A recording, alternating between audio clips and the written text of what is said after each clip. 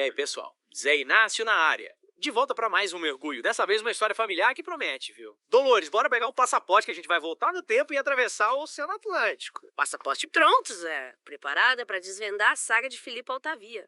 Um italiano que, pensa só, com apenas 16 anos, deixou a Itália para trás e se aventurou no Brasil no finalzinho do século XIX. 16 anos. Nossa, foi uma aventura e tanto, né? Mas ele não tava sozinho nessa, pelo que eu vi por aqui. Tinha mãe, irmã, até um sobrinho junto com ele. Que coragem. E conta mais sobre esse Filippo. Dolores. De onde ele veio, qual era a família. Zé, o Felipe nasceu em Agira, na Sicília, em 1986.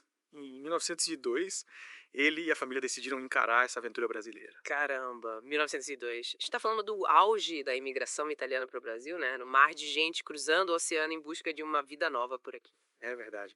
E a família do Felipe tava nessa onda. Imagina a loucura que devia ser uma viagem transatlântica naquela época. Nossa, sem dúvida. Sem avião, né? Já viu meses de viagem. E pelo que você falou, a família dele era grande. Tinha a mãe, a irmã, o sobrinho. Uma verdadeira força-tarefa familiar. Uma família unida em busca de um futuro melhor. Mas sabe, Zé, essa parte da história tem um quê de tristeza. Olhando os documentos, a gente vê que no registro de casamento do Filippo aqui no Brasil, tá escrito que a mãe dele, a Grácia, já era falecida. Puxa vida. É bem provável que ela tenha falecido durante a viagem ou logo depois de chegar. Imagina só a situação, Zé. Chegar num país completamente novo e ainda ter que lidar com uma perda dessas. É verdade. Começar uma vida nova em um lugar desconhecido, com costumes diferentes, e ainda por cima perder alguém tão importante, devia ser muito difícil. Mas, falando em vida nova, me diz aí. O que mais você descobriu sobre a vida dele aqui no Brasil?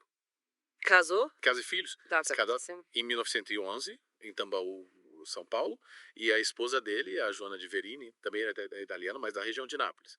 Eles construíram uma vida juntos, tiveram 4 filhos, Domingos, Grácia, Marina e Sevério. Pois é, mas infelizmente o Severo faleceu logo depois do nascimento. Triste, uma pena. E a Marina, o que aconteceu com ela? A Marina Zé teve uma história curiosa. Ela acabou se casando com o sobrinho neto, o Arcângelo de Oliveira, que por coincidência também tinha Oliveira como sobrenome original. Peraí, casou com o sobrinho neto, mas era comum esse tipo de casamento naquela época. É difícil dizer com certeza, Zé. As fontes que a gente tem não falam sobre o motivo do casamento, mas sem dúvida é algo que instiga a curiosidade. Fica a pergunta pra gente, né? O que sabemos é que a Marina e o Arcângelo tiveram um filho, o José Roberto de Oliveira, e ela viveu até o ano 2000. Caramba, o ano 2000. É incrível pensar que essa história atravessou gerações, né? Uma verdadeira ponte entre o passado e o presente. E essa família toda, onde se estabeleceu? Parece que eles trocaram a Sicília pelo interior paulista.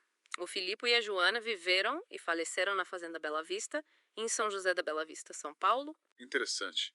Uma vida no campo, longe da agitação das grandes cidades.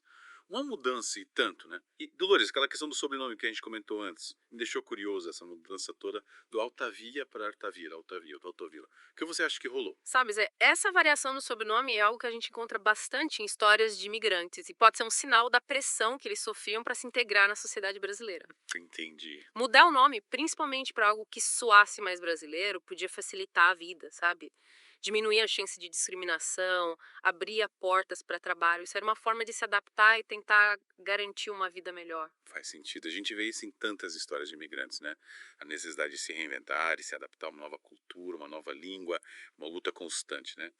E pensando bem, a história do Filippo e da família dele é só um fiozinho nesse enorme tapete de narrativas da imigração italiana no Brasil, né?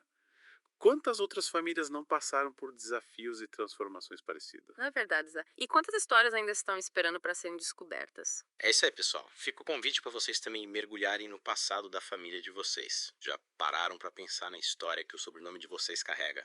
De hoje ele veio? O que ele conta sobre a história da família?